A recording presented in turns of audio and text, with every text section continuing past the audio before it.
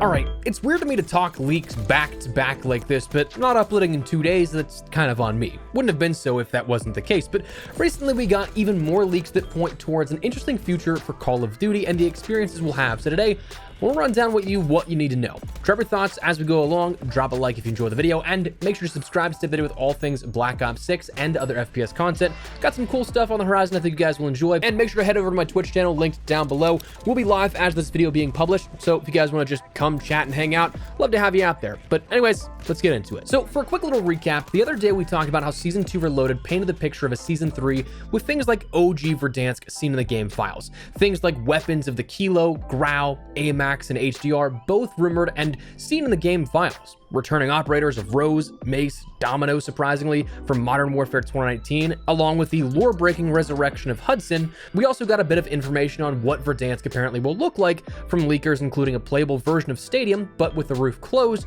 though the interior available to play in, the train station being closed, but roaming train around the map is there, and more. But since then, we've learned a bit more about what to expect.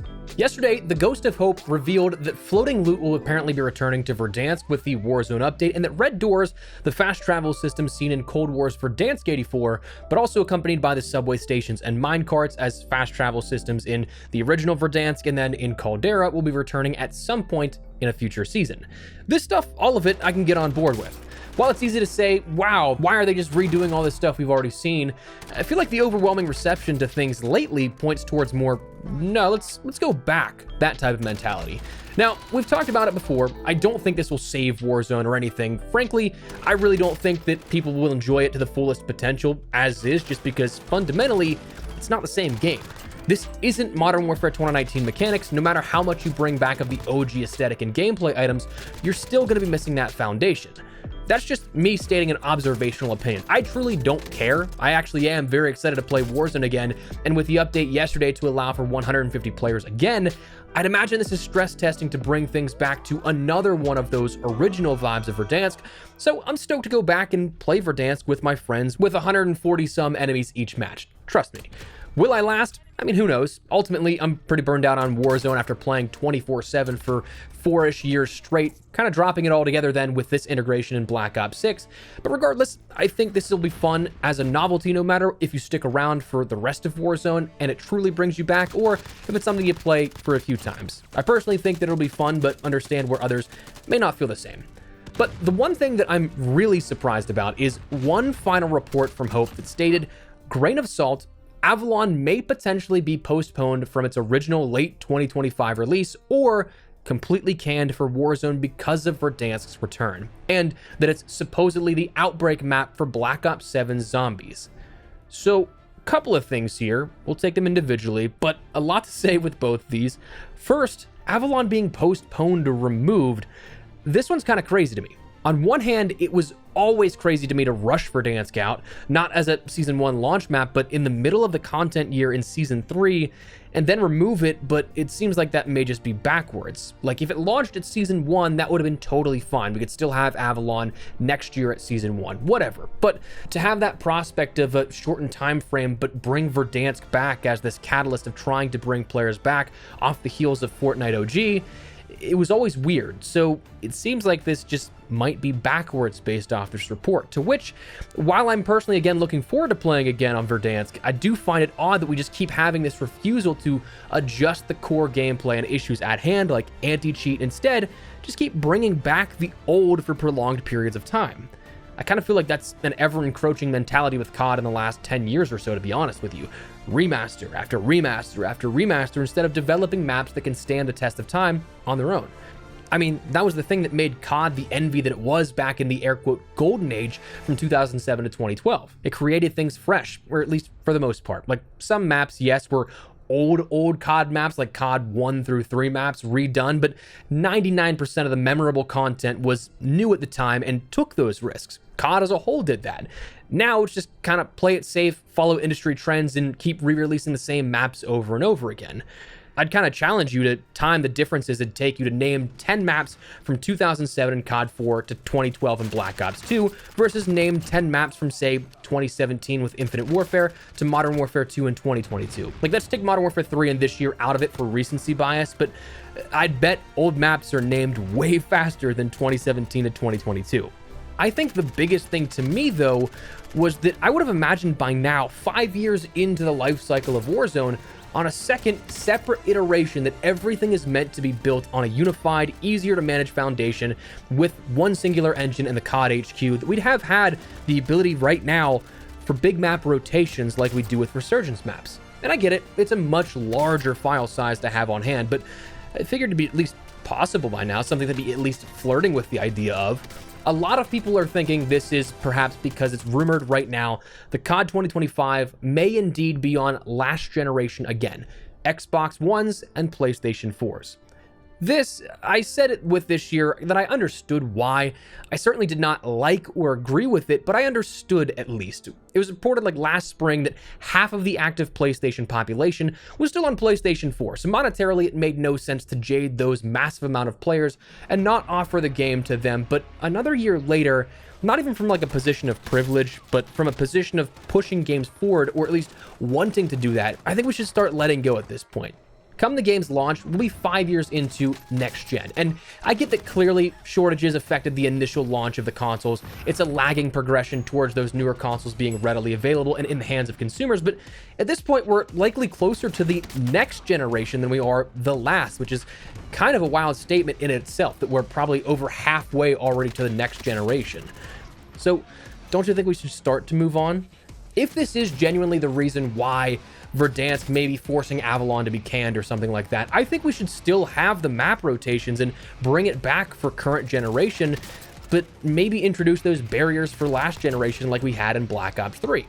For those that don't remember, Black Ops 3 was not wholly a different experience, but pretty different experience, especially at launch, but then post-launch entirely different. Like, you didn't have a campaign in Black Ops 3 on last generation. Zombies was only supported out to DLC 1 and Der Eisendrache. I don't think the black market was in Black Ops 3 on last gen, if I'm not mistaken. Last generation didn't even have stable 60 FPS support, which was kind of like unheard of, because like literally like one of the industry leading things that COD had done since at least 2007 in COD 4, and I think even earlier than that on some of the older games before that, is that on console it was a game that was touted as 60 FPS no matter what. Like, it didn't dip below that, and that was something that was kind of industry leading at the point. So to not even have stable 60 FPS on last gen, obviously very different gaming experience. But here's the thing, you can include last gen, absolutely. We saw that happen this year, but at this point you can't expect after 5 years of hardware progression and upgrades to have the same experience. Again, I don't mean for this to sound privileged, condescending, whatever the case, if it comes off that way, but there's just no viable way to ask, in a world of tech that moves as fast as it does, for something new in 2025, like new PC hardware or something like that, that the games, by the way, are built on. There's no way to ask that to perform at the best possible standards while trying to fit it in the box of a console that was potentially released in 2013, like my original Xbox One. There's no feasible way to do that. If this is actually the reason why Verdansk pushes out Avalon as an option and we don't get a sort of map rotation here, I think it's a fair pitch to say drop one of the maps as an option for last gen, have the map rotations on current gen, and try and keep everything possible, but if there are limitations, don't hold back that current and up-to-date experience by adding an artificial ceiling on what you should be doing for the game experience. It just sacrifices for all players involved. So that's my take, at least. The next thing I want to say about this is that it honestly sucks that this is the second big map from Treyarch that would get cut.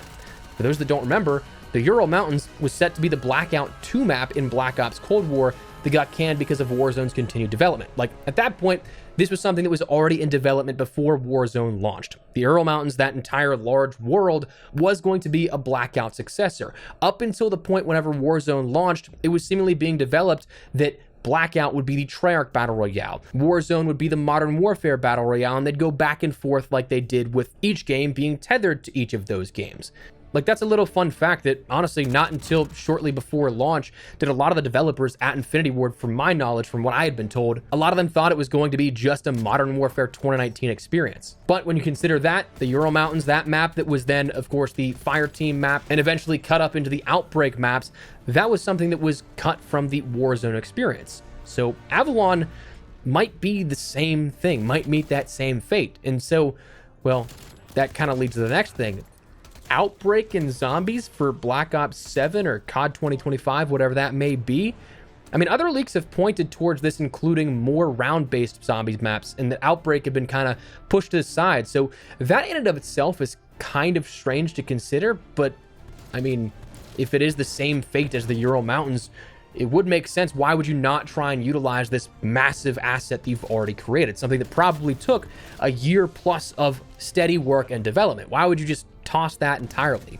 So it'll be interesting to see how that shapes up as well for COD 2025. If there was initially going to be those round-based zombies maps, like, is this something that's just going to be added on top of the 4 maps? Is it going to sacrifice a bit of what we saw from Black Ops Cold War, where we didn't get 4 round-based zombies maps? Instead, we got, what, like 3, I think, and then some updates to Outbreak here and there.